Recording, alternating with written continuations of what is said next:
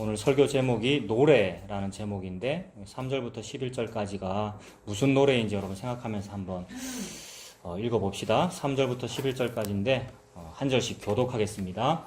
여호와께서 너를 슬픔과 곤고와 및 네가 수고하는 고역에서 놓으시고 안식을 주시는 날에 너는 바벨론 왕에 대하여 이 노래를 지어 이르기를 압제하던 자가 어찌 그리 그쳤으며 강고한 성이 어찌 그리 패하였는고. 여호와께서 악인의 몽둥이와 통치자의 귤을 꺾으셨도다. 그들이 분내어 여러 민족을 치되 시기를 맞이 아니하였고 노하여 열방을 억압하여도 그 억압을 막을 자 없었더니 이제는 온 땅이 조용하고 평온하니 무리가 소리 높여 노래하는도다. 향나무와 레바논의 백향도 너로 말미암아 기뻐하여 이르기를 내가 넘어져 있은즉 올라와서 우리를 베어 버릴 자 없다 하는도다. 아래의 스올이 너로 말미암아 소동하여 네가 오는 것을 영접하되 그것이 세상의 모든 영웅을 너로 말미암아 움직이게 하며 열방의 모든 왕을 그들의 왕좌에서 일어서게 하므로 그들은 다 내게 말하여 이르기를 너도 우리같이 연약하게 되었느냐 너도 우리같이 되었느냐 하리로다. 네 영화가 스올에 떨어졌으며 내 비파 소리까지로다. 부더기가 내 아래에 깔리며 지렁이가 너를 덮었도다. 아멘. 군대 생활할 때 가끔씩 선임들이 노래를 시킬 때가 있거든요, 여러분. 군대 얘기 참 자주 합니다만 다 아시죠? 군대 가면은 노래 시킵니다. 근데 저는 24살에 군대 갔거든요. 아드님 좀 일찍 보통으로 군대 갔죠. 보통 이제 20살, 21살 때쯤에 보통 군대 가는데 저는 24살에 갔으니까 굉장히 늦게 간 거죠. 24살에 가가지고 26에 제대했거든요. 근데 그러니까 이제 제 선임들은 다 21살, 22살 나이가 많아봤자 나보다 한참 동생인데 고참이란 말이에요. 근데 군대에서 고참은 얼마나 무섭습니까? 근데 대부분 이제 담배 피우죠. 뭐 교회 다니던 애들도 군대 가면 담배 피우고 그런 거 많습니다. 저는 피웠을까요? 안 피웠을까요? 아무튼 담배 피우면서 담배를 꼬나 물고 노래 시킨단 말이에요. 야, 니 교회 다닌다며. 괜히 이제 너 밥 먹기 전에 기도하대 라고 하면서 노래를 한번 불러보라는 거예요. 근데 교회에서 부르는 노래를 이제 불러보라는 거죠. 제가 어떻게 했겠습니까? 나이도 많고 교회 다니고 내가 신앙인인데 담배 꼬나 물고 지금 저그들 기쁘겠다고 10분간 휴식할 때 노래 한번 불러봐라 할 때 제가 찬송가를 부르겠습니까? 교회 다니는 노래 불러보라는 거예요. 뭐 이병 차경민 노래 일발 장점 이렇게 하거든요. 발사 이러면 이 땅의 황무함을 보소서. 네, 노래 그렇게 하는 거죠, 그죠? 좌우 반동으로. 이제 그 노래를 불렀죠. 교회 노래 불러보라고 시켜놓고는 그런 노래 부르니까 되게 싫어하더라고요. 분위기를 이상하게 만들어버려요. 이 땅의 황무함을 보소서. 내무반 분위기를 황무하게 만들어요. 또 어떤 때는 이제 어색해진 짧은 머리를 이런 노래. 안 그래도 칙칙한데 이제 군대 가면서 이제 군대 들어갈 때 그런 슬픈 노래잖아요. 뭐 그런 거 보면 아무튼 나이도 어린 사람들 앞에 고참이라고 노래 부르고 그것도 이제 기분 좋은 척하면서 불러야 되잖아요. 뭘 시켰을 때 기분 나쁜 표정을 하면 안 되거든요. 군대에서는 선임이 뭘 시켰을 때 내가 좀 불복종하거나 기분 나쁜 표정을 짓는 것을 보고 꼰티를 낸다고 그러거든요. 꼰티라는 말은 꼬운 티. 이거 잘 모르시는구나. 포항에서만 쓰는 말인가. 네. 꼰티를 절대 내면 안 되고 아주 적극적으로 선임을 기쁘게 해드리겠다는 마음으로 노래를 불러야 하죠. 다 그렇게 군대 생활 하셨고. 그리고 꼭 군대뿐입니까? 돈 버는 일이 다 그러하고요. 직장 생활이 다 그러하고 직장 상사의 일이 그러하고. 전에 누가 나의 아저씨 이야기 하시던데 이번 주에 제가 보기 시작했거든요. 16부작인데 9회까지 훅 지나가더라고요. 재미있더라고요. 근데 정말 그게 우리의 일상생활이고 직장생활이고요. 옛날에 미생 드라마 안 봤습니다만 그것도 뭐 그런 내용이라면서요. 우리의 삶이 그러하고요. 근데 보면서 또 모든 인간은 자기에게 이제 이렇게 적용하게 마련이거든요. 내가 생활했던 그 교육자실에서의 복잡다단한 일들, 선후배 관계 이게 다 떠오르더라고요. 그래서 우리 집사람 보고 내가 저랬다 저게 내다 이랬는데 아무튼 뭐 제가 뭘 그리 고생을 했겠습니까만은 세상에서 모든 돈 버는 모든 일, 인간관계의 모든 일들이 다 그렇다는 거죠. 부르기 싫은 노래 불러야 되고요. 부르기 싫은 어떤 술 상무 해야 되고요. 술 같이 함께 마셔야 되고요. 그런 일들이 우리 인생이더라는 거죠. 그래서 그런 술 파티 하면서 너 노래 한번 불러봐라 라고 할 때 그 노래, 그게 비참한 노래 아니에요? 오늘 제목이 노래인데 여러분, 이게 비참의 노래입니다. 수고의 노래, 고역의 노래, 강제노동의 노래였다고요. 그래서 그런 때에 불러라고 하는 그 노래, 그러니까 억압자와 압제자가, 권력자가 너 노래 불러라고 했을 때 밑에서 안 부를 건데요 라고 못한단 말입니다. 그래서 속으로는 울고 있지만 겉으로는 만면에 웃음을 띠며 화장까지 해가지고 예쁜 무희가 되고 기쁨조가 되어가지고 부르는 그 노래가 징집된 헌신이잖아요, 여러분. 징집된 헌신, 동원된 노력. 모든 종교는 요거를 요구하거든요, 저와 여러분에게. 당신의 노력을 징집하겠다는 거죠. 뭐로? 종교라는 권위로. 그래서 석가모니의 이름으로, 단군신의 이름으로 하면 권위가 있단 말이에요. 근데 그 신의 이름보다도 더 권위가 있는 분이 여호와 하나님이다, 예수님이다라고 말하면서 누가, 크리스찬 중에서 이 말에 누가 불복종하겠습니까? 예수님께서 찬송하라 그럽니다. 예수님께서 헌신하랍니다. 요 말 앞에. 근데 내 속에서는 그것이 동의가 되지 아니하나 예수라는 이름에 그저 확증 편향돼가지고 예수는 옳은 거잖아요. 여호와 하나님은 옳은 거잖아요. 좋은 게 좋은 거잖아요. 말씀은 좋은 거잖아요. 라고 하면서 동원되더라는 거죠. 그것이 징집된 헌신이고 동원된 노력입니다. 이 세상의 모든 자본주의적 문화, 공산주의도 마찬가지입니다. 인간이 잘 되자고 하는 그런 모든 것들은 이런 동원된 노력을 사용하는데 참으로 종교야말로 그러하더라는 겁니다. 우리가 기독교를 그렇게 믿었잖아요. 그러면 그러한 동원된 노력, 징집된 어떤 헌신은 그것을 바라보는 사람은 그게 기쁘죠. 이걸 좀 해라라고 했을 때 잘하면 막 기쁘단 말이에요. 그런 걸 생각하다가 어저께 이제 우리 아까 말씀드렸죠. 분갈이를 해주셨거든요. 저 보세요. 저 호접란. 란이 딱 왔잖아요. 원래 있던 호접란도 되게 예뻤는데 시간이 지나니까 풀은 마르고 꽃은 시드니까 시들시들해졌어요. 그래 그걸 분갈이를 해주셨어요. 딱 도착했는데 여 앉아서 이렇게 보다가 아, 참 예쁘다라고 하면서 동시에 저게 뭐가 예쁘노? 라는 이런 생각. 왜 그러냐면요. 저는 뭐가 예쁘냐 하면 커튼 다 쳐놨습니다만은 다 걷으면은 금정산이 보여요. 그냥 있는 채로 금정산이 거기 있고 바위도 하나 있고 소나무가 아무렇게나 피어 있고 꽃이 흐드러지게 피어 있잖아요. 근데 분재나 수석이라는 거는 뭡니까? 원래 있던 데에서 갖고 와갖고 진짜 수석 잘하는 분은 안 다듬고 그냥 세워놓는데 좌대에다가 조금 조작하는 분은 그라인더로 갑니다. 우리 아버지 옛날에 분재랑 수석을 좋아하셨는데 갈아서 예쁜 모습을 이제 만들어내는 거. 저 꽃도 가만히 보면은 저 꽃이 어째 저렇게 이쪽 방향으로만 펴 있죠? 원래 호접란이 이쪽 방향으로만 피는 거예요, 한쪽으로만. 그 분재 사장님. 예? 물론 꽃마다 다르고 뭐 식물학적으로 원리가 다르겠죠. 어떤 나무는 어떤 방향으로 자라고 햇빛을 따라 자라고 이렇게 했습니다만은 가만 보니까 철사 다 꽂아놨어요, 여러분. 철사. 분재라고 하는 거 일본말로 본사이라고 해가지고 일본의 어떤 문화잖아요, 여러분. 우리나라의 문화는 차경이라 그래가지고 빌릴 차자, 경치 경자, 경치를 빌려오는 거란 말입니다. 그래서 건물을 세워도 이렇게 가려놓는 것이 아니고 기둥만 세우죠. 그게 정자 아니에요. 아니면 옛날 사랑채. 이게 창문도 없고 벽도 없고 기둥만 세운 이유가 뭡니까? 저 밖에 있는 금정산의 경치를 빌려오겠다는 거죠. 차경.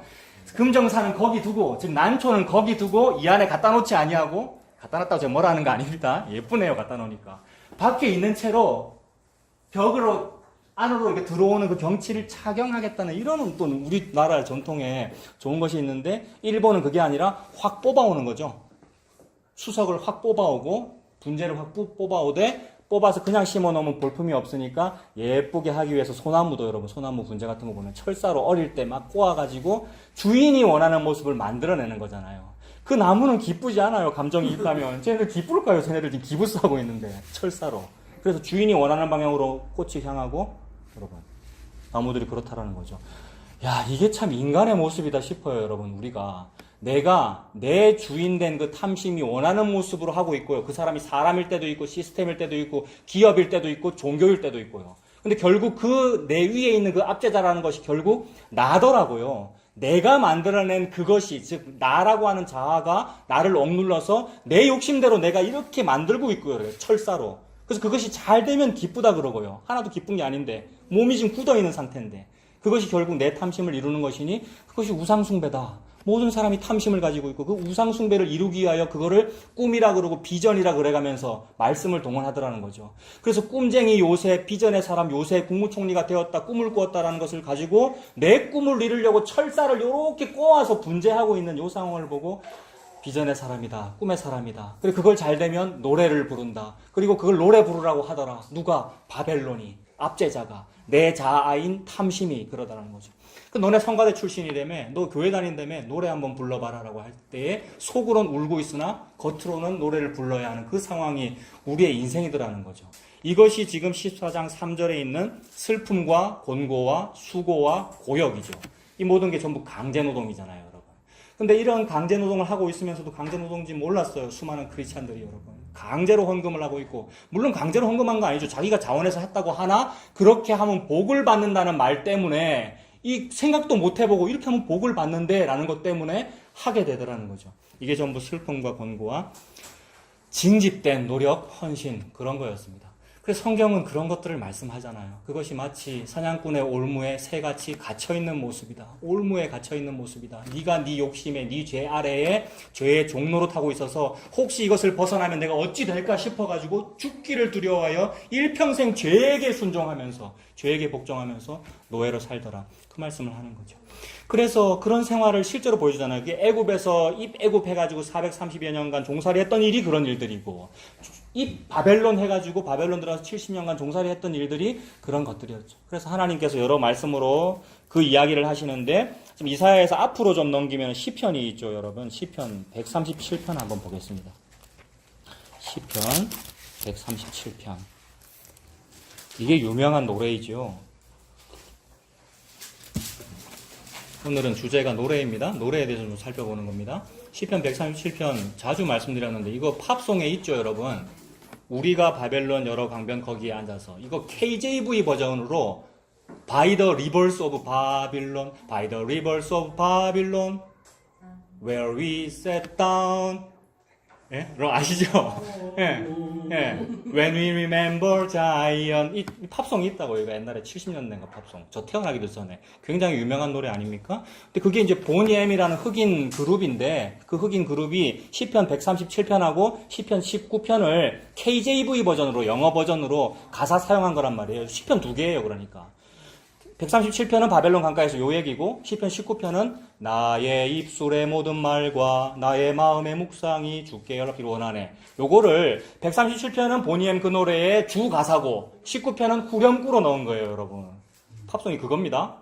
오늘 주제 뭐라고요? 노래. 예. 그 노래를 부른 거예요. 근데 그들은 무슨 의도로 그거 부른지 잘 모르겠어요. 그러니까 제가 파악하는 것은 그들이 흑인이니까, 흑인은 대대로 좀 억압을 받았으니까 그 억압과 압제에 대하여 그게 바벨론 노예 생활과 비슷하다라는 뜻으로 이걸 차용한 것 같은데, 실제로 복음적으로는 무슨 뜻입니까? 하나님 지금 무슨 말씀하시는 겁니까? 우리가 아까 그 징집된 헌신과 노력에 붙잡혀 있는 것이 사냥꾼의 올무에 우리가 짐승처럼 그렇게 갇혀있는, 감옥에 갇혀있는 상태인데 그것이 바벨론 생활이다, 이 얘기입니다. 근데 그 바벨론에 왜 들어갔습니까? 우리가 원해서 들어갔어요, 여러분. 우리가 애굽을 좋아하고 우리가 바벨론을 좋아하고 우리가 탐심을 좋아하는데, 탐심이 그렇게 좋아? 탐심 중에서 가장 훌륭한 탐심이 바벨론이야. 거가 제일 발달한 곳이야. 너 거 들어가서 살아. 그것이 마치 초고층 빌딩, 높은 곳에 어떤 로열층, 부자 되는 거, 이런 것을 상징하는데, 그래? 내가 너 그 죄악의 부자로 만들어줄게. 이게 노예 생활입니다, 여러분. 그래서 여러분, 저 전도사 생활을 1년 동안 서울에서 했는데, 잠실대교 북단에 있었단 말입니다. 잠실대교만 건너면 기분이 좋더라고요, 여러분. 잠실대교 북단에서 잠실대교를 딱 건너면 뭡니까? 거가 잠실이고 강남이란 말이에요. 잠실에 뭐가 있어요? 잠실 메인 스타디움 들어보셨습니까? 안 가보셨습니까? 거기만 가도 코엑스 같은 게 있고 무슨 논현동 무슨 빌딩이 있고 걷기만 해도 기분이 좋아요, 여러분. 제가 그 빌딩 주인이에요. 저는 거기 세입자도 아니고 쉽게 말해서 소장농도 아니고 노예인 상태인데, 여러분, 우리의 평민들이라는 것은 개미 투자자도 아닌 상태인데 괜히 거기를 거니면 기분이 좋다고요. 그래서 아메리카노를 일회용 그 투명한 컵 알죠? 이런데 아이스 아메리카노 딱 들고 선글라스 딱 끼고 거기를 걸으면 기분이 좋단 말이에요. 그래서 서울에서 세입자도 아닌 상태로 사글세빵 살면서도 밥은 이상한 거 먹고 아메리카노 한잔 하면서 선글라스 끼고 걸어가면서 느끼는 그 감흥이, 야, 내가 제국의 그림자에 살고 있어라는 그 감흥. 여러분들은 별로 그런 감흥을 안 느껴봐서 지금 모르시는 것 같은데, 여러분, 그게 도회적인 문화고, 괜히 거기서 괜찮은 옷 하나 입고 있으면 기분이 좋은 그 상태, 그게 제국의 노예가 된 상태란 말이에요. 탐심이 실제로 나에게 뭔가 좋은 걸 주지 않았음에도 불구하고, 코엑스 빌딩의 그림자 속에 들어가 있는 것만도 기분이 좋은 요 상태. 그래서 이게 잘 유지가 돼야 되는데, 북한이 이쪽에 핵미사일 쏘면 안 되는데, 요 얘기를 늘 하는 거예요. 왜요? 지속 가능한 발전 시스템이어야 되니까. 방금 북한 얘기했습니다만 북한 지구는 안 그렇습니까? 지구도 거기에 세계에서 제일 높은 빌딩인가 있는 거 아시죠? 지금도 건축 중입니다만. 근데 그거를 공산주의 뭡니까? 사회주의의 이름으로 건설했다 그러면서 주체 몇 년 하면서 그들도 그들 나름대로의 지속 가능한 발전 시스템 그 아래에서 그것이 탈출해야 될 것인 줄 모르고 거기에 그림자에게 머물러 있는 것이 참으로 좋다. 70년 만에 탈출할 줄은 모르고 괜찮아요. 더 살고 싶어요. 더 있고 싶어요. 체제를 공고히 하고 싶어요. 남북이 다 그러잖아요. 일본도 그러하고요. 러시아가 그러하고 미국이 그러하고. 우리 인류가 다 그러하다는 겁니다. 근데 하나님께서 은혜를 주시면 그게 고통임을 알아요, 여러분. 그게 고통임을 알아요. 그래서 이게 아니구나. 이 노예 종살이 하는 것이 좋은 게 아니고 하나님 다른 것을 원하시는구나. 그래서 이것은 슬픔과 고역과 노역이고 하나님께서 안식을 주시는구나. 안식의 노래를 부르라고 지금 이사야 14장이 있는 것인데 그동안은 어떻게 살았냐면 바벨론에서 이 슬픔의 노래를 불러야 했단 말입니다. 여러분 지금 137편 펼쳐져 있죠. 이게 슬픔의 노래죠. 우리가 바벨론의 여러 강변 거기에 앉아가지고 시온을 기억하며 울었더라. 그제서야 시온이 기억이 나는 거죠. 평생 우리나라도 좀 바벨론처럼 멋있는 좀 대도시가 될 수 없을까? 애굽처럼 좀 멋진 그런 빌딩이 있고 파와 부추와 마늘과 오이와 참외를 좀 먹을 수 없을까? 광야에서부터 늘 그랬잖아요. 그러고 살고 있었는데 결국 포로 잡히고 나니까 이런 노래를 부르더라는 겁니다. 이걸 한번 끝까지 쭉 한번 봐야 됩니다, 여러분. 이 노래 가사를. 2절도 보세요. 그 중에 버드나무에 우리가 우리의 수금을 걸었다.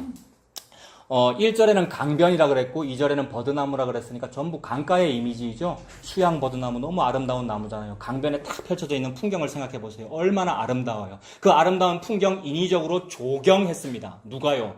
바벨론 사람들이. 그래서 바벨론 사람들은 4대강 사업 같은 걸 잘하는 사람이죠. 인위적으로 토목 건축을 잘한다는 말입니다. 이거는 모든 부동산을 가지고 어떤 제국의 번영을 더 펼치려는 인간 속에 다 들어가 있는 개발 이념이란 말이에요. 그래서 멋진 강들이 쫙 펼쳐져 있고 그 강에서 줄기를 내가지고 관계수로를 정비하면 뭐가 잘 되는 겁니까? 바벨론이?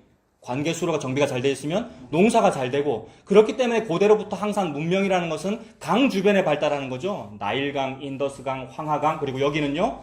티그리스 유프라테스강. 이 갈대아 우루 땅이잖아요. 바벨론은요. 시날 평지고 티그리스 유프라테스 강 유역에서 관계수로 잘 정비해가지고 대도시를 건설하고 있으면서 거기에 수양 버드나무도 쫙 펼쳐져 있는데 거기서 감독관들이 담배 꼬나 물고 아까 그 장면이죠. 담배를 물고 저들끼리 술 파티 하면서 강제 노동하고 있는 관계수로를 정비하고 있는 이스라엘 사람들 보고 야 10분간 휴식 너그 사번 내려놓고 너그 나라에서 갖고 온 예루살렘 성가대에서 쓰던 수금으로 찬송가 한번 불러봐라 라고 한 상태죠. 이들이 찬송가 불렀을까요? 안 불렀을까요, 여러분? 굉장히 자존심이 있는 성가대원들인데요. 시온을 기억하는 시온 성가대잖아요. 할렐루야 성가대도 있고 시온 성가대도 있고 여러분. 불렀을까요? 불렀다고요? 할렐루야 성가대 장 출신님께서 그런 자존심 없는 말씀을 여러분. 이거 읽어보면 안 부른 것 같은 느낌이란 말이에요. 이 노래는요. 그러나 불렀습니다, 여러분. 부를 수밖에 없잖아요. 이병이 감히 병장이 시키는데 안 불러요? 꼰티를 못 낸단 말입니다. 불렀죠. 그래서 부를 수밖에 없었다는 그 슬픔을 얘기하는 겁니다, 여러분. 이게 우리의 삶이죠. 이 직장 생활이고요. 이 돈 버는 일이고요. 그 시온을 기억하며 웁니다. 버드나무 가지에 우리의 수금을 걸었다. 3절 노래 불러 바이올린 같은 악기를 지금 걸은 거죠. 3절에 이는 우리를 사로잡은 자가 거기서 우리에게 노래를 청하며 우리를 황폐하게 한 자가 기쁨을 청하고 자기들을 위하여 시온의 노래 이거 찬송가잖아요. 여러분 시온의 노래 예루살렘 성전에서 부르던 노래 시온의 노래 중 하나를 우리에게 노래하라 함이로다. 그거 보면 3절에 사로잡은 자가라는 표현이 있고 황폐하게 한 자가라는 말이 있습니까? 그죠? 3절에 사로잡은 자, 황폐하게 한 자. 이 두 번 반복하는데 이것이 똑같이 지난주에 읽었던 14장, 지난주에 읽었던 14장 1절과 2절에 황폐하게 한 자, 우리를 사로잡은 자를 지난주는 예수님이 밟아버렸다 그 얘기를 했다고요. 근데 지금은 다시 앞으로 시제가 돌아가가지고 사로잡은 자, 황폐하게 한 자가 우리 보고 네 찬송가 한번 불러봐라라고 시키는 그 상황이 된 거죠. 그래서 4절 보십시오. 우리가 이방 땅에서 어찌 여호와의 노래를 부를까? 요 독백의 상황이 집사님 같은 상황이죠. 어찌 노래를 부르겠노라고 합니다만 그러나 불렀습니다. 부를 수밖에 없는 상황이잖아요. 칼이 목에 들어오는데요, 여러분. 그래서 노래를 부르고 나서의 상황이 어찌 되느냐 하면 5절 예루살렘아 내가 너를 잊을진데 내 오른손이 그의 재주를 잊을지로다. 오른손이 그의 재주를 잊을지로다. 저도 기타 가끔 치면 이렇게 치잖아요. 오른손으로. 오른손 잡이라는 얘기죠. 오른손 잡이 레위인이 거룩한 노래의 악기를 만지는 법이고 오른손잡이의 레위인이 성경책 옛날엔 두루마리 성경책을 만지는 법이죠. 즉 하나님의 일을 하는 오른손이란 말입니다. 근데 그 오른손을 가지고 바벨론 사람 술파티 하는 데에서 노래를 불러야 했고 악기를 연주해야 했단 말입니다. 그래서 그날 밤 너무 이것이 비통해서 집에 가서 돌로 오른손을 찍었다는 얘기죠, 여러분. 오른손이 그의 재주를 잊으리로다. 그래서 그런 레위인이 많았대요. 이것은 성경의 이야기는 아니고 유대인들의 어떤 전설입니다.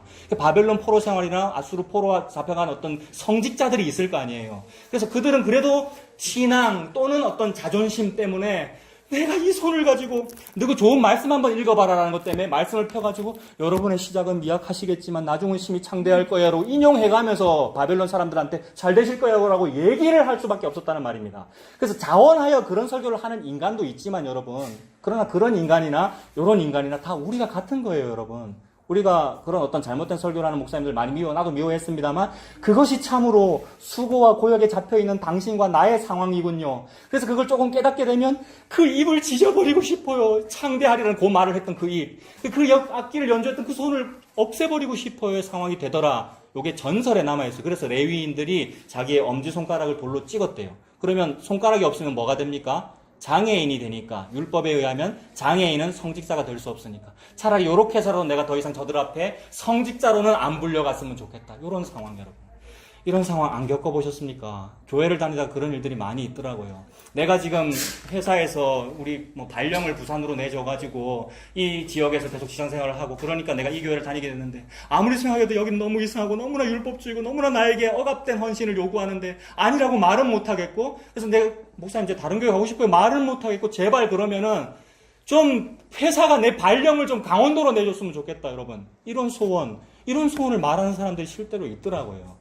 그런 상황 때문에 지금 그 목사가 잘못됐습니다. 그 교회가 잘못됐습니다. 물론 잘못됐습니다. 거 왜 붙어 있습니까? 그런 말 하지 말고 나오는 게 맞지요. 그러나 그런 비참한 상황이 우리구나. 우리가 바벨론에 포로 잡혀가 있구나. 그래서 나를 좀 어디 다른 지역으로 우리 회사가 발령이라도 놔줬으면 좋겠어요 라고 바라는 이 상황이 차라리 내가 우리 집에 가서 돌로 여기를 찍어버리겠다는 상황과 같죠.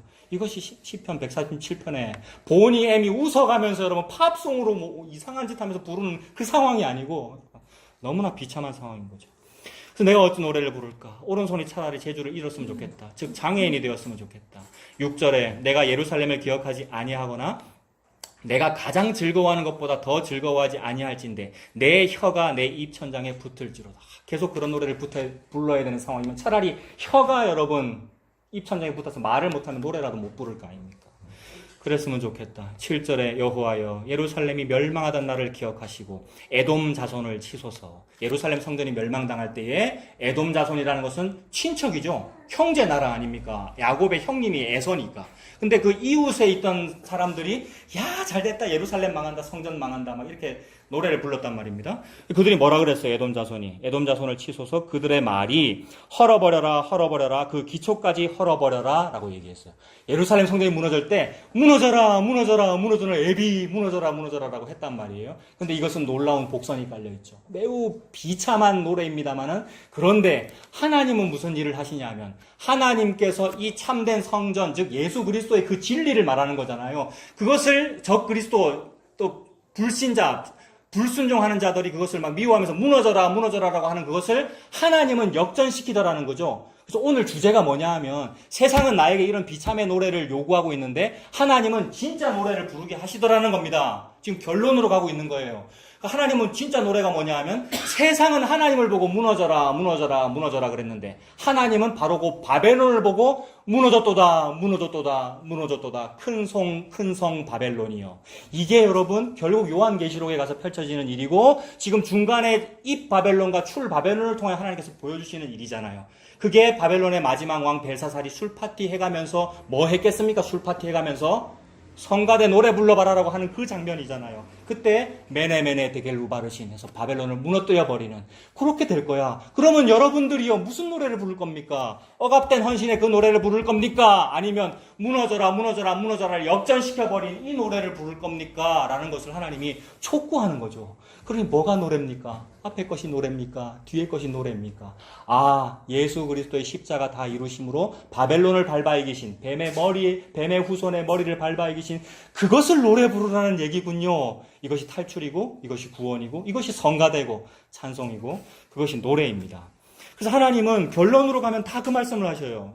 글의 결론으로 가면 물론 중간마다 중간 주인공이 등장하는 듯 하지만 결국 주인공은 예수 그리스도의 그 십자가로 다 이루심, 그게 너의 노래야. 그 말씀을 하시는 거죠. 137편도 뒤로 갈수록 그 이야기입니다. 헐어버려라는 결국 바벨론으로 돌아갑니다. 무너졌도다 큰 성 바벨론이요. 그래서 8절이죠. 멸망할 딸 바벨론아, 네가 우리에게 행한 대로 너에게 갚는 자가 복이 있을도다. 그래서 이 바벨론을 무찔러야 되죠. 바벨론 이거 나쁜 거야. 자본주의, 공산주의 나쁜 거야. 인간의 이념은 나쁜 거야. 우리 괜찮은 교회를 좀 합시다. 괜찮은 기독교를 좀 우리가 부흥시킵시다. 그래서 모범 정관 운동도 하고 모범적으로 청렴 결백합시다.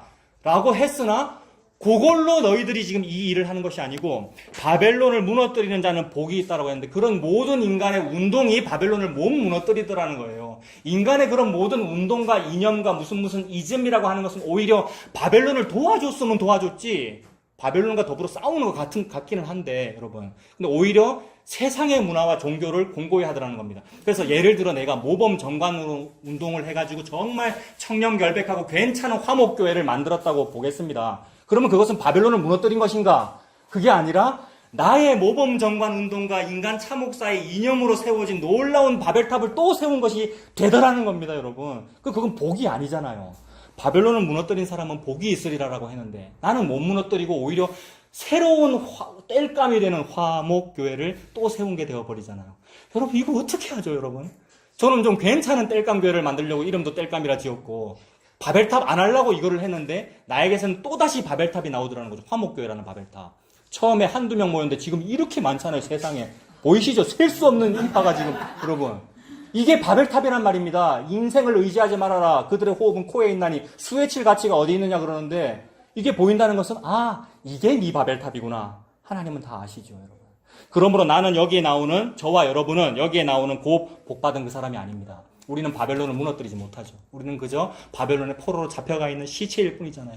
시체가 어찌 바벨론을 무너뜨리며 시체가 어찌 거기서 걸어서 밖으로 나올 수가 있습니까, 여러분? 지난주에 말씀드린 거죠.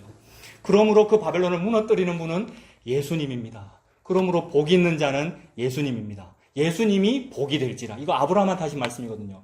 옛날 성경은 너는 복의 근원이 될지라라고 했고 개혁개정 성경은 너는 복이 될지라라고 했는데 아브라함이 복이 된다 이 말은 아브라함이라는 사람이 훌륭하다는 얘기가 아니라 모든 인간 사이의 시공간을 없애면 되는데 결국 궁극적으로 없어지는 시공간은 예수 그리스도 안에서 통일되는 것이기에 아브라함이 복이 된다는 말은 예수 그리스도가 복이야 라는 이 얘기죠. 그러므로 바벨론을 무너뜨리시는 분은 누구입니까? 우리의 노력이 아니라 예수 그리스도이시죠. 그러므로 영원히 찬송받으실 분, 노래를 들으실 분, 그분은 예수님입니다. 이 노래를 부르는 것이 노래죠. 그래서 역전시켜 주셨어요. 시편 137편에 이 바벨론 강가에서 고난의 노래가 안식의 노래로 바뀌었어요라는 이 노래를 부르는 거죠. 지난주에 우리 황 이사야 집사님 찬양 많이 하고 싶다 그랬잖아요. 요 찬양 말씀하시는 거죠? 딴 데 쳐다보려고 그래요. 네, 그렇겠죠, 그러면 지금. 네, 그런 찬양이죠. 맞아요. 그런 노래고요, 여러분. 그래서 여러분, 여러분 특송 하셔요, 특송. 목사님, 다음 주에 내 노래 부를게요. 그럼 저 그런 거 조금 좀 이상하게 봅니다, 저도요. 여러분도 그런 분위기가 있는 것 같은데. 근데 하셔요. 얼마나 좋아요. 그리고 왜 저 자리가 비어 있습니까, 여러분? 저 자리 무슨 자리입니까? 성가대 자리잖아요. 네? 이게 아까 안 보입니까? 찬송 부를 때 불 켜고. 딱 마련돼 있잖아요. 예? 대원, 맥대원에서 이거 다 마련해줬잖아요. 이런 걸 보고 히브리어로 뭐라 그래요? 여호와 이래. 야, 여러분들은 이거 하찮은 농담 안 하시는구나. 네. 이런 거 여호와 이래 아닙니다. 아시죠? 여호와 이래는 예수님입니다. 저 따위가 뭐가 여호와 이래 준비예요. 예수님이 여호와 이래요. 그래서 너무 준비가 잘 돼 있어. 예배당이 너무 좋아요가 우리의 노래 제목이 예수님이 우리의 노래 제목이다. 이것이 목사님 저 특성 한번 할게요. 유일한 이유인 거죠, 여러분. 그런 찬양과 그런 노래 얼마나 좋아요. 그래서 하나님은 결론으로 갈수록 예수님 드러내셔요. 그래서 복이 있다, 그 사람은 예수님입니다. 바벨론을 뒤집어 엎는 그분은 예수님입니다. 그래서 9절은 이상한 해석이 아니 되는 표현이 나와요. 9절에 네 어린 것들을 바위에 메어치는 자는 복이 있으리로다. 이거 매우 자주 말씀드렸잖아요. 종말의 현상, 끝으로 갈수록 어떤 무서운 일이 생겨서 제국이 쳐들어와가지고 신생아들, 어린애들을 이런 데를 붙잡고 바위에 이렇게 메어친다는 말, 너무 무서운 말이고, 심지어는 아이벤 태아의 배를 칼로 살해한 그런 무서운 표현들이 나오는데, 그런 것들이 결국 바벨론이 멸망하는 장면을 말합니다. 그런데 그것이 결론적으로는 무슨 뜻이냐 하면 그 고통을 예수님이 담당한다는 얘기입니다.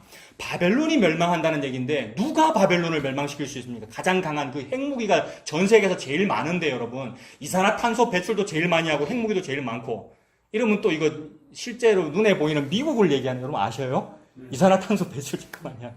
핵무기 제일 많고. 근데 그것으로 상징되는 이 바벨론이라는 세력이 있단 말이에요. 누구도 무너뜨릴 수 없단 말이에요. 핵무기가 있어야 그걸 무너뜨리죠. 그런 일은 없는데 예수님께서 그걸 이기시더라. 어떻게 이기십니까? 예수님께서 바벨론을 이기시는 유일한 방법은 예수님의 십자가였습니다. 십자가에 달려 죽으시는 것이 예수님이 범법자가 돼요. 예수님 범법자 아니신데, 그죠?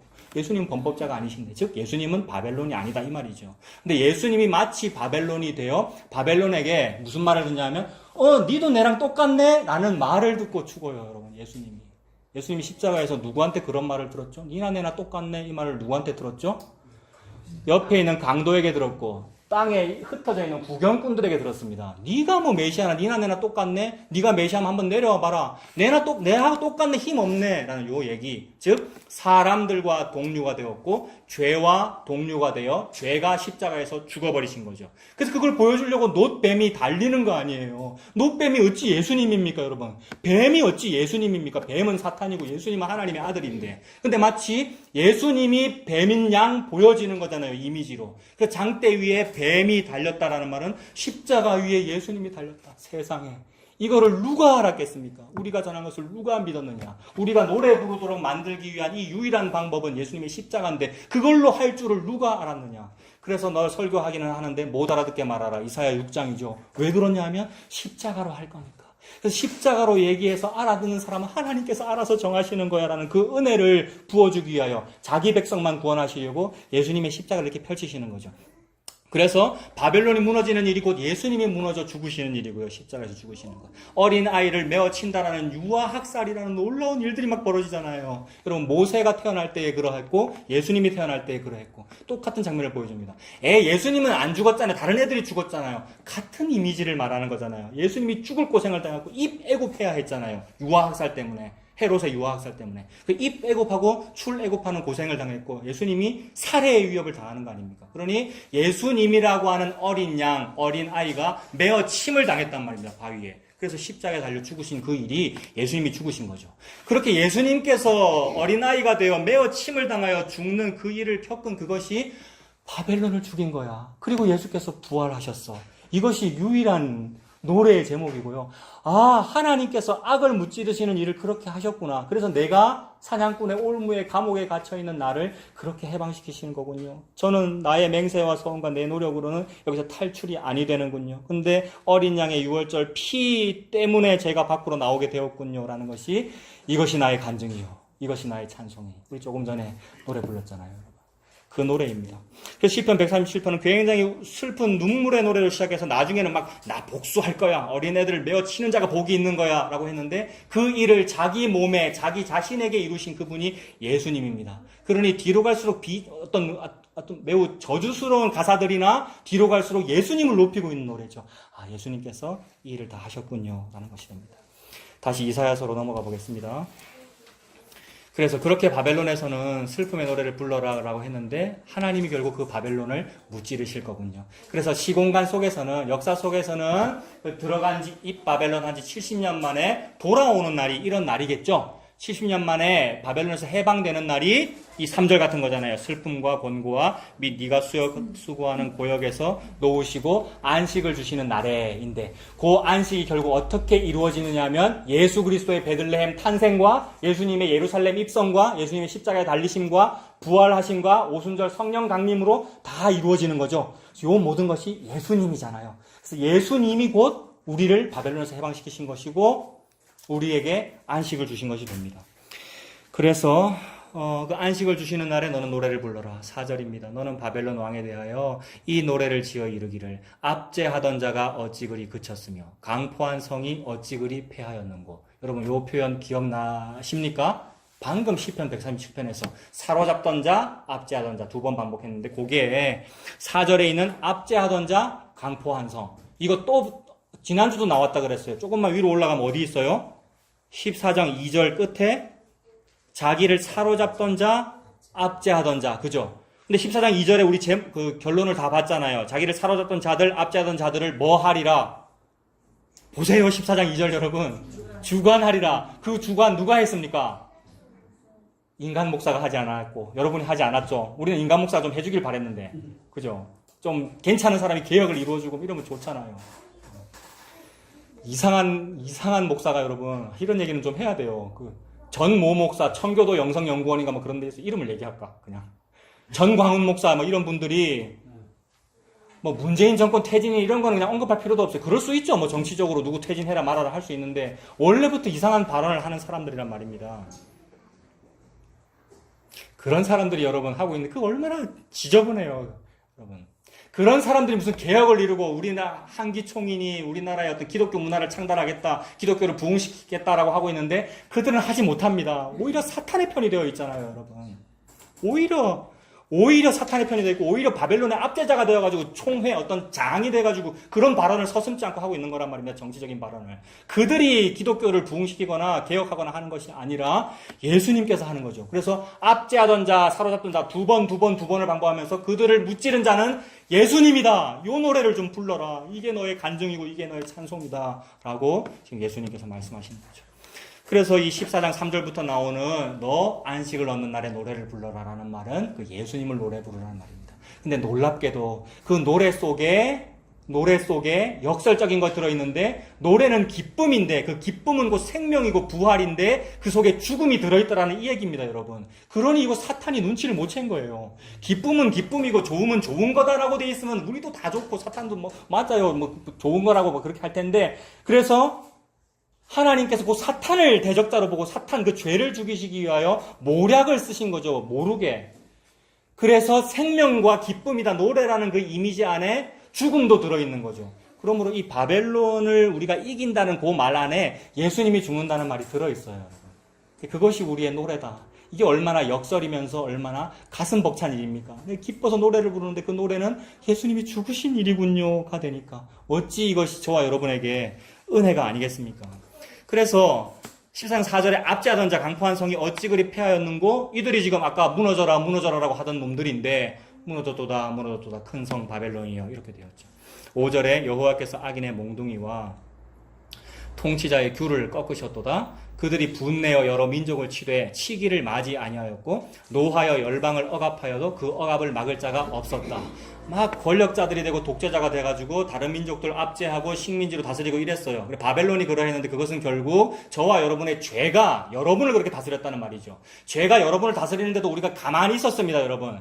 죄가 나를 다스릴 때 왜 나를 괴롭힙니까? 라고 죄악을 우리가 대적할 수 있었다면 뭐 할 수 있었는데 우리는 못했단 말입니다. 왜냐하면 평안하다라고 설교하고 나에게 좋은 걸 준다라고 말할 때 그것이 너무 좋기 때문에 내가 그것을 옳게 여겼단 말입니다. 그러니 선지자는 저와 여러분에게 거짓을 예언하고 우리는 그것을 옳게 여기니 너희가 말세에 어찌하려느냐라고 그랬잖아요. 그래서 말세에 믿음을 보겠느냐, 마지막 때에 믿음을 보겠느냐, 한 명도 믿음이 없다는 말이에요. 전부 자기를 좋아하지. 그래서 내가 그렇게 탐심을 부리는 이것이 나의 탐심이라고 하는 바벨론, 나의 탐심이라고 하는 바벨탑이 나를 억압하고 있는 거라서 내가 나에게 갇혀 있는 건데 내가 나에게 갇혀 있어도 내가 가만히 있더라는 말입니다. 그래서 가만히 있으면 나를 억압하는 이 자아가 뭐라 그러겠어요? 아, 가만히 있네. 내 이렇게 해도 되겠네. 라고 하더라는 거죠. 그래서 네가 이런 일을 벌여도 내가 가만히 있으니 네가 나를 너와 같은 자로 여겼도다. 이렇게 말씀했습니다. 여러분 구약에. 이게 죄잖아요. 하나님께서 마치 가만히 계시는 것으로 보여요. 이 세상을 보세요. 온갖 두려운 일들과 뉴스만 틀어도 여러분 종량제 봉투를 30장을 샀대요. 여러분. 제주도에서 벌어진 살인사건. 이 무서운 일들이 근데 그런 걸 보면서 어떻게 저런 여자가 다 있노. 빨리 신상 공개해라 얼굴 공개해라라고 합니다만 얼굴 공개된 순간 그 얼굴 공개된 그 얼굴이 누구예요 여러분? 나죠 여러분. 나죠. 그렇게 봐야 되죠. 그 범죄자가 나예요 라고 봐야 되죠. 그래서 내가 이러하군요. 내가 나를 압제하고 있고 내가 이렇게 살인을 하는군요. 내가 이렇게 내 탐심 때문에 내 욕심을 부리는군요. 이렇게 되어야 되는데 그게 안 되더라는 겁니다. 그래서 가만히 놔두니까 하나님께서 가만히 놔두니까 네가 나를 너와 같은 줄로 알았도다. 그래서 네가 나를 너와 같은 줄로 아는 그 일이 벌어진 사건이 십자가입니다. 성육신이고요. 예수님이나 내나 같아진다가 성육신이잖아요. 하나님의 영광의 본체이신 그분이 나와 똑같은 모양으로 나에게서 애로 태어났다. 내가 애를 낳았다는 말은 나가 나를 낳은 거거든요. 예수님이 사람으로 태어났다는 말은 내가 되어 태어났다는 말입니다. 이것이 유일한 찬송의 이유입니다, 여러분. 예수님이 태어났다가 유일한 찬송의 이유라고요. 그래서 만유의 주제라는 말은 다스리는 사람이라는 말이잖아요. 가장 높으신 분. 그래서 유일한 제1원인이고요. 하나님이 제1원인이란 말입니다. 그분이 사람이 되신 하나님. 그분이 사람이 되었다. 이것이 놀라운 찬송의 이유죠. 아까 34장 불렀잖아요, 여러분. 만유의 주제. 사람이 되신 하나님. 그분이 예수님이다. 그래서 이것이 그분이 나와 같아졌네요. 나는 부정적인 의미로 니나 내나 같네라고 놀리는 의미로 그런 말을 해고 그게 내 죄였는데 근데 하나님은 그 죄를 마침내 이루셨네요. 그래서 그 죄가 이루어진 것이 아이로 태어나신 것이고 나와 똑같은 모양으로 강도와 똑같은 취급받으면서 귀신 들린 자 취급받고 거짓 선지자 취급받고 사마리아 사람 취급받으면서 십자가 달려 죽으신 일이 나와 너가 같다. 그래서 내가 네 죄를 안다. 내가 네 약함을 안다. 너의 약함을 동정하지 아니하는 사람이 아니다라고 예수님께서 그러시는 거죠. 그것 때문에 내가 해방이 됐습니다, 여러분. 내 죄를 잡아 죽이셨구나. 즉 나를 잡아 죽이셨구나. 나와 함께 십자가에서 죽으셨구나. 나와 함께 살아나셨구나. 그것이 저의 유일한 찬송입니다. 그것이 저의 하나님을 향한 유일한 노래입니다. 라고 노래 부르라는 얘기죠. 안식을 주시는 날에 여러분이요 이 노래를 불러요. 그래서 가만히 있었어요. 가만히 억압해도 막을 자가 없고요. 막 열방을 억압하여도 그 억압을 막을 자가 없었다. 근데 7절 이제는 온 땅이 조용하고 평온하니 무리가 소리 높여 노래하는도다. 왜요? 더 이상 억압이 없으니까. 예수님께서 뱀의 머리 바벨론을 밟아 이기셨으니까 그 억압이 없으니까 평온하다는 말이죠. 마치 DMZ처럼. 우리나라에서 제일 평온한 자리가 어딜까요? 지금 여러분. DMZ 얘기 너무 자주 하는데 70여 년간 인간이 안 들어갔어요. 물론 수색 때는 들어갔습니다만. 안 들어가니까 거기에 비록 지뢰가 있고 폭발하지 않은 포탄이 있을지라도 거기는 평안해요, 여러분. 근데 거기는 종량제 봉투를 30개 사는 일이 없단 말이에요, 거기는요. 근데 우리가 좋아하는 이 아름다운 관광지와 아름다운 빌딩 숲과 아름다운 제주도와 이런 곳에는 그런 일이 벌어진단 말이에요. 왜요? 거기에 고시성을 한 차목사가 거기에 있으니까요. 저와 여러분이 거기에 사니까요. 그러니 쓰레기가 있는 것이고 죄악이 있는 것이고 참으로 이러하구나. 근데 그 죄악을 죽이시니 온 땅이 조용하고 평온하구나. 그래서 평온한 노래를 부릅니다. 이들이 노래 불러라. 조용하고 평온하니 무리가 소리 높여 노래하는도다. 이게 찬송가죠, 여러분. 이게 성가되고요. 노래합니다. 8절에 향나무와 레바논의 백향목도 너로 말미암아 기뻐하여 이르기를 네가 넘어져 있은즉 올라와서 우리를 베어버릴 자 없다는도다. 야, 향나무나 레바논 백향목. 레바논이란 나라는 국기에 뭐가 그려져 있다 그랬습니까? 백향목, 뭐 메타세콰이어보다 훨씬 더 굵은 어마어마한 백향목이 딱 그려져 있단 말이에요. 그 나라의 상징이 백향목이고 향나무고 이런 거죠. 근데 그들은 늘 나무가 너무 목재가 좋으니까 주변 국가가 다 그 나무를 베어 간단 말입니다. 그래서 솔로몬 왕도 레바논 백향목 베어 갔죠, 여러분. 뭐 하려고요? 예루살렘 성전 짓고 자기 궁전 지으려고. 그런 식으로 다 베어가는 법인데, 그 레바논도 전 세계에서 가장 강한, 바벨론도 강한 나라니까 레바논의 백향목을 다 베어갔겠죠. 그런데 그 압제하던 바벨론이 죽었으니 레바논이 기뻐합니다. 나라고 하는 백향목을 베어갈 자가 없도다. 그래서 기쁨의 노래를 부릅니다. 그러면서 이제 9절과 10절과 11절은 같은 이야기입니다. 9절 보세요. 아래의 스올이 너로 말미암아 소동하여 네가 오는 것을 영접하되 그것이 세상의 모든 영웅들을 깨운다 이랬습니다. 자, 하나씩 보겠습니다. 아래의 스올이라는 것이 뭡니까? 스올이라는 말은 여러분이 잘 아시는 우리말로 무저갱을 말하는 거죠. 지옥을 말하고요. 지옥이라는 의미는 이미지가 땅의 의미죠. 땅의 감옥이잖아요. 지옥. 그러니까 이거를 지표면이라고 한다면 지표면 아래에 있는 걸 소울이라고 하고 지옥이라고 하죠. 그러니까 구절이 아래의잖아요. 그러니 지표면에서 밑으로 이렇게 수직으로 하강한 겁니다. 근데 여러분, 우리 모두는 이러한 어떤 주머니를 가지고 있어요. 나라고 하는 지표면 속에다가 남 안 보이게 무언가 주머니를 가지고 있다고요. 내가 가진 주머니는 뭐 요 정도입니다. 여러분도 다 그렇죠? 주머니 다 요 정도잖아요. 요 정도라면 여기에다가 무언가를 이렇게 집어 넣으면 딱 걸릴 거 아닙니까? 근데 무저갱이라고 하는 주머니는 어떤 주머니예요? 없을 무자, 바닥 저자, 수직 갱도 갱자란 말입니다. 그러니 바닥이 없으니까 나의 재물, 나의 좋은 차, 무슨 부귀 영화를 여기다 집어 넣으면 어떻게 되겠어요? 바닥이 없으니까 끊임없이 밑으로만 내려가겠죠. 그러니까 우리 인간은 입을 것이 있고 먹을 것이 있은즉 족한 줄로 알라라고 했으니 기본적인 전대만 있으면 된단 말이에요. 먹고 살만 하면 된단 말이에요. 근데 그것에 만족을 못하니까요. 여러분들은 다 만족하시죠? 복음을 아시니까. 예. 이런 놀라운 아멘이. 예, 우리는 전부 무저갱이라고 하는 주머니를 갖고 있다 보니까 돈도 집어넣고 연봉도 집어넣고 보험도 들어보고 무슨 여러 가지 주식 투자도 해보고 부동산 투기도 다 해보고 투기 광풍이 불잖아요, 여러분. 그래도 아무리 그걸 해도 만족이 안 되더라는 거죠. 왜냐하면 바닥이 없기 때문에 아무리 집어넣어도 내가 집어넣나 안 집어넣나 아직도 돈이 없네. 아이고 내가 아직도 주식 대박이 안 나네 라고 하면서 다고 하더라는 거죠. 더 집어넣으려고. 이게 거머리잖아요. 그 징그러운 거머리가 아니고 이 지렁이와 같은 너 야고바 그러셨잖아요. 우리가 지렁이고 우리가 거머리네요.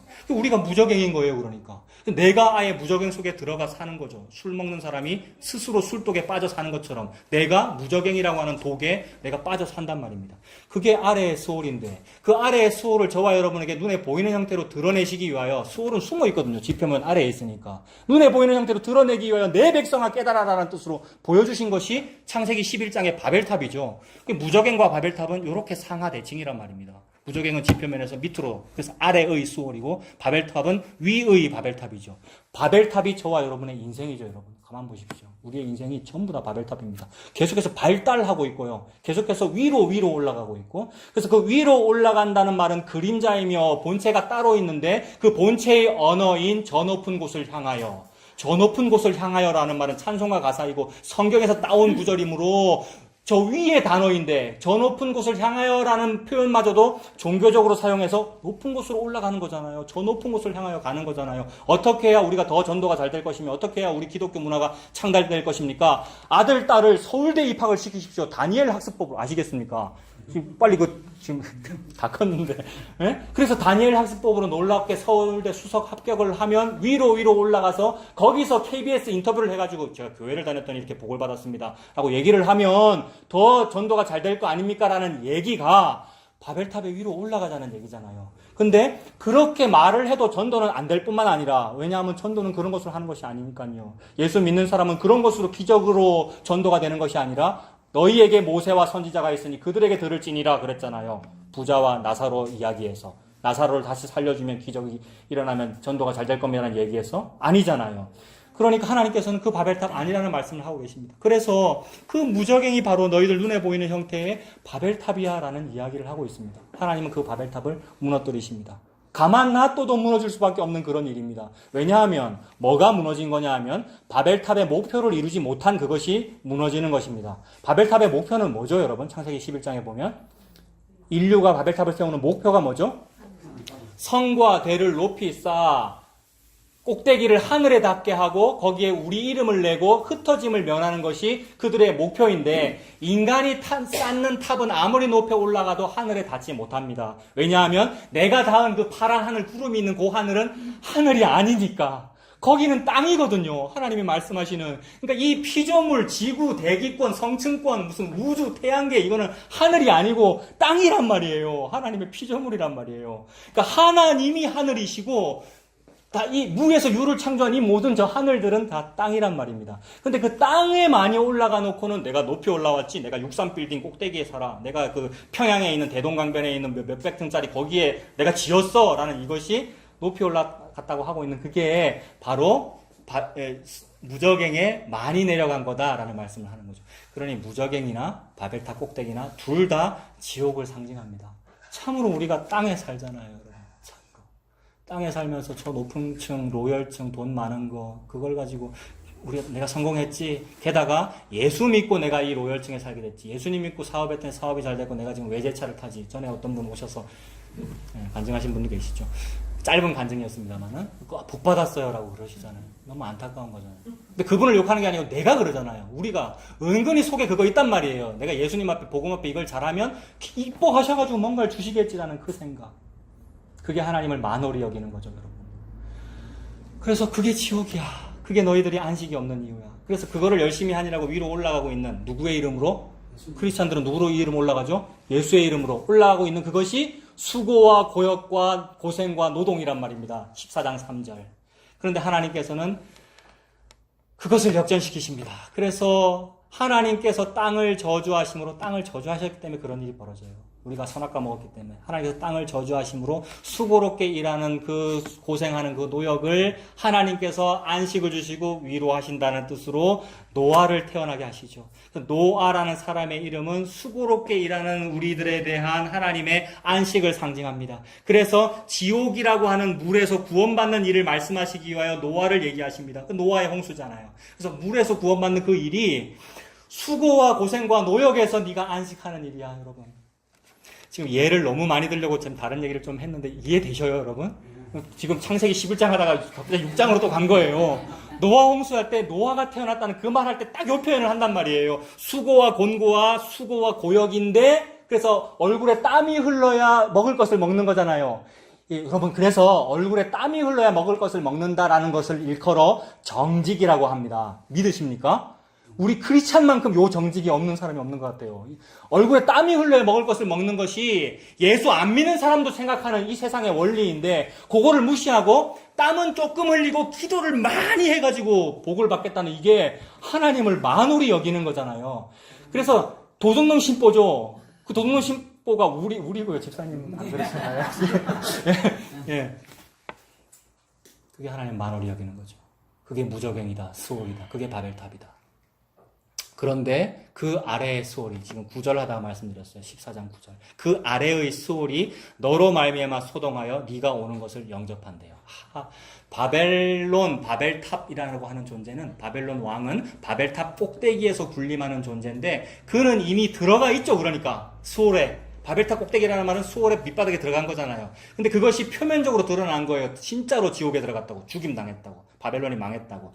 그러니까 이미 바벨론 안에 들어가 있던 애굽 왕, 암몬 왕, 무슨 뭐 제국의 왕, 못된 인간들이 수월 안에 있을 거 아닙니까? 그들이 니도 내랑 똑같이 됐네. 니 살아있을 때는 우리나라를 많이 괴롭히더만 니도 지금 수월에 들어왔네 라는 얘기를 하더라는 거죠. 근데 바벨론이 수월에 들어가가지고 그의 옛 적군들로부터 요 얘기를 듣는 것은 이해가 되는데 근데 희한하게도 니도 내랑 똑같이 되었네라는 요 말을 누가 듣더라는 겁니까, 여러분? 예수님은 바벨론 아닌데, 예수님 바벨탑이 아닌데, 예수님 그 바벨탑을 처벌하시는 분인데, 근데 그 처벌을 어떻게 받으시냐면 자기에게 받으시는 거잖아요. 예수님이 마치 바벨론 왕인 양 되어가지고 뱀이 되셔서 수월에 들어가니까 수월에 있던 그 못된 놈들이 니나 내나 똑같네라는 말을 하더라는 거죠, 여러분. 이게 성육신이잖아요. 아이가 태어났을 때 니나 내나 똑같은 애네라고 우리가 그랬고요. 그래 저게 뭐가 메시아고, 메시아가 무슨 마구간에서 태어나노? 이게 우리의 상황이잖아요. 그게 지금 우리가 예수님을 놀리고 있는 겁니다. 대표적으로 우리가 예수님을 어떻게 희롱하고 놀리죠, 여러분? 기독교 백화점, 기독교 서점마다 가면은 붙어 있습니다. 표구를 해가지고. 네 시작은 미약하였으나 네 나중은 심히 창대하리라. 대표적인 구절, 여러분.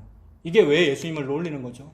수아 사람 빌닷이 고난당하는 욥한테 하는 말이잖아요. 네가 죄를 지었기 때문에 지금 십자가에 달리는 거야. 네가 죄를 지었기 때문에 하나님한테 좀 잘하지. 네가 잘못했으니까 네가 지금 재앙을 당하는 거야. 예수야, 네가 잘못했기 때문에 십자가에 달리는 거야. 빨리 회개하고 밑으로 내려와라. 그래서 너도 너를 구원하고 나도 한번 구원해봐라. 사람들이 비아냥거린 그 멘트가 이거죠. 그러면서 네 밑으로 내려와서 새 출발해라. 그러면 그 출발의 시작은 미약하나 나중에는 심히 창대해질 거야. 라고 놀린 거란 말입니다. 예수님은 그렇게 비아냥거리죠. 근데 중요한 것은 예수님은 그 비아냥거림을 다 자기 것으로 받으셨다는 말이죠. 비아냥거리지 마세요 라는 얘기가 아니라 나는 이미 다 예수님을 희롱하고 놀렸어요. 내가 예수님을 죽였어요. 근데 예수님께서 그 죽임을 당하심으로써 저와 여러분인 베드로를 용서하셨어요. 나는 3번 저주하는 거잖아요. 예수님을 배신하는 거잖아요. 근데 예수님께서는 저와 여러분을 그렇게 용서하시네요. 그래서 예수님이 그렇게 바벨론에서, 스올에서 바벨론에 되어 죽으셨군요가 우리가 노래 부를 이유입니다. 그러니 9절부터 11절까지는 그 바벨론에 대한 희롱과 모욕이자 동시에 예수님이 이걸 겪었다는 이야기입니다. 그런 의미로 한번 보세요. 9절에 아래의 스올이 너로 말미암아 소동하여 네가 오는 곳을 영접합니다. 예루살렘이 호산나 부르며 영접합니다. 왜 영접했어요? 오병이어 기적 일으켜주니까 영접했죠. 그래서 일단은 영접을 합니다. 그러면서 그것이 세상의 모든 영웅을 너로 말미암아 움직이게 하며 열방의 모든 왕을 그들의 왕자에서 일어서게 하므로 수월에 잠들어 있던 사람들을 일으킨단 말입니다. 네 왜 잠자고 있어? 빨리 예수 욕해 이 말이죠. 네 왜 모욕 안 하고 있어? 네도 같이 모욕에 동참해. 그래서 예수를 모욕하는 일에는 파벌의 구분이 없어요. 여러분 그때까지는 바리새파, 사두개파 다 파가 나눠져 있었는데 예수를 십자가에 다는 일에는 하나가 된단 말입니다. 그러니 다 하나가 돼가지고 수월이 다 깨어 일어나가지고 바벨론을 모욕하더라. 즉 그 모욕을 예수님께서 받으시더라. 그래서 10절에 그들은 다 너에게 말하여 이르기를 너도 우리같이 연약하게 되었느냐. 너도 우리같이 되었느냐. 한편 강도가 예수님한테 한 말이잖아요. 결코 들으실 수 없는 그 모욕을, 그 비참함과 그 침뱉음, 그것을 바벨론이 받아 마땅한데 그 일을 예수님께서 받으셔서 바벨론을 죽이신 일입니다. 이건 너무 전략 아니에요, 여러분? 이거 모략이고요. 전략. 여호와의 전쟁을 수행하고 계시고요. 그래서 저와 여러분은 그 대적을 죽이면서 저와 여러분을 살립니다. 나를 죽여서 나를 살리시는 거죠. 이게 십자가죠, 여러분. 십자가는 너무나도 역설적이에요. 죽음인데 생명이잖아요. 우리를 죽여서 우리를 살리십니다. 그래서 예수님께서 범법자와 동류가 되어 너도 우리같이 되었느냐라는 말씀을 들으시고 죽고 부활하셨습니다. 11절 네 영화가 스올에 떨어졌으며 네 비파 소리까지로다 구더기가 네 아래에 깔리며 지렁이가 너를 덮었도다. 구더기와 지렁이라는 이미지는 무덤의 이미지이죠, 여러분. 사람 시체 썩어서 들어가면 구더기 생기잖아요. 예수님은 실제로 그러지 않았습니다만은 무슨 이미지를 우리한테 보여주는 거냐면 무덤에 장사되신 거잖아요. 죽으셨다. 그래서 예수님께서 저와 여러분에게 그 억압된 헌신, 저렇게 철사로 막 제어 메어 놓은 것 같은 그 노력 말고, 그 노래 말고 이 노래를 부르게 하시려고 예수님 하시는 일이 십자가였고 그것이 성육신이었고 십자가에서 뱀의 머리를 밟아 이기시고 부활하심으로써 저와 여러분에게 십자가 죽으심으로 영을 내어주셨고 그것이 오순절. 오늘이 6월 9일입니다. 6월 9일이 마침 여러분 모르십니까? 6월 9일 성령 강림 주일 오늘이. 그러니까 4월 중순이 고난주간이었잖아요. 그때로부터 50일쯤 지난 거잖아요. 예수님의 영을 저와 여러분에게 넘겨주신 그 일을 그렇게 상징적으로 보여주시는 거죠. 그래서 이것이 저와 여러분의 유일한 노래할 이유입니다. 이 노래를 부르고 사시는 우리 모두가 다 되시길 바랍니다. 기도하겠습니다.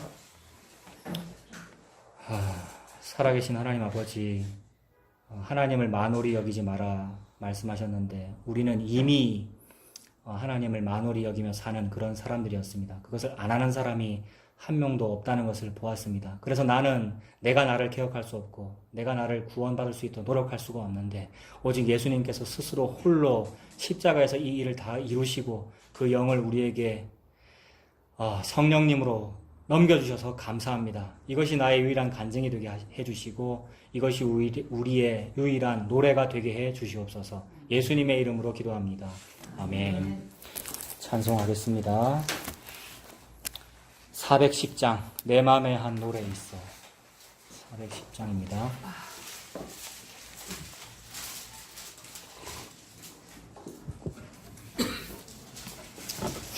내 맘에 한 노래 있어. 찬송하겠습니다.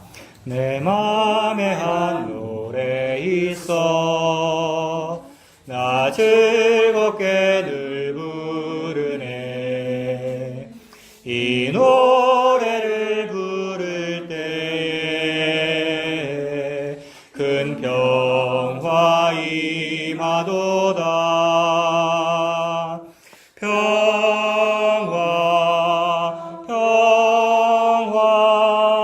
하나님 주신 선물 그 놀라운 주의 평화 하나님 선물일세.